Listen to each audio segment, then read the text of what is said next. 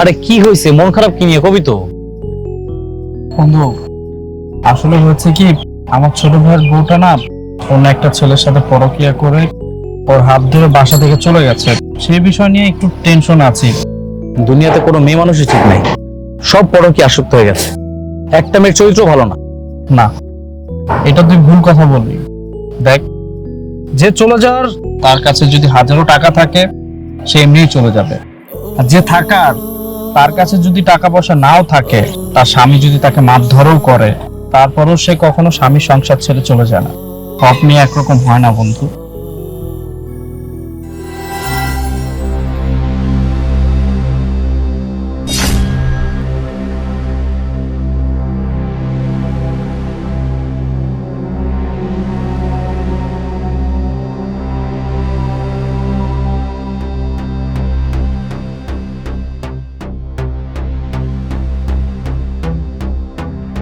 কই তোমার প্রেমিক কই? মানে কার কথা বলছো তুমি? সত্যি করে বল, তোর প্রেমিক কই? আরে আমি কাউকে কোথাও লুকাইনি। কার কথা বলতেছ আমি তো কিছু বুঝতে পারছি না। বুঝতে পারছিস না তাই না? কোথায় লুকিয়ে রাখছিস? কই?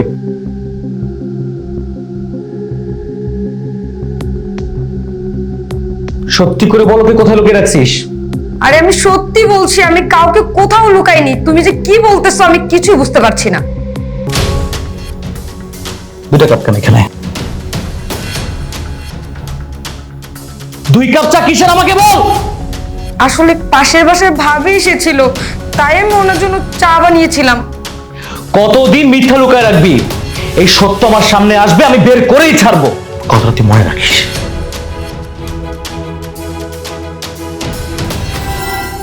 কিরে, বুঝছিস? হ্যাঁ আচ্ছা, তুই থাক, আমি একটু বাসায় যেতেছি। এখনই?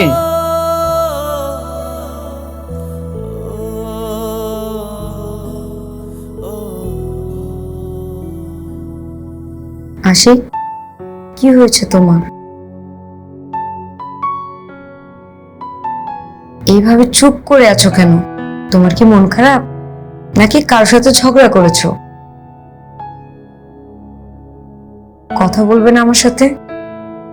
দেখো, তুমি এইভাবে মন খারাপ করে থাকলে আমার একদমই ভালো লাগে না। কি হলো বলো আমাকে, এইভাবে চুপ করে থেকো না। কিছু হয় নাই। আমার মন খারাপ দেখে তোমার খুব খারাপ লাগতেছে, কিন্তু দেখো, আমি কথায় কথায় তোমার গায়ে হাত তুলি, তোমাকে সন্দেহ করি, তুমি মনে কষ্ট পাও না? মনে কষ্ট ঠিকই পাই, কিন্তু বিয়ের পর থেকে আমি নিজের কাছে প্রমিস করেছি যে আমি কখনোই তোমাকে মন খারাপ করতে দেব না। তাই তুমি যাই করো না কেন, দিন শেষে আমি ঠিকই নিজেকে মানিয়ে নেই, কারণ আমি তোমাকে অনেক ভালোবাসি। আমার কাছে তোমার ভালোবাসাটা ইম্পর্টেন্ট। এখন তুমি রাগের মাথায় তোমার ওয়াইফকে 2 কথা বলতেই পারো, তাই বলে কি আমি রাগ করে থাকবো বলো? আমার ভুল হয়ে গেছে, আমি তোমার সাথে অনেক অন্যায় করে ফেলেছি।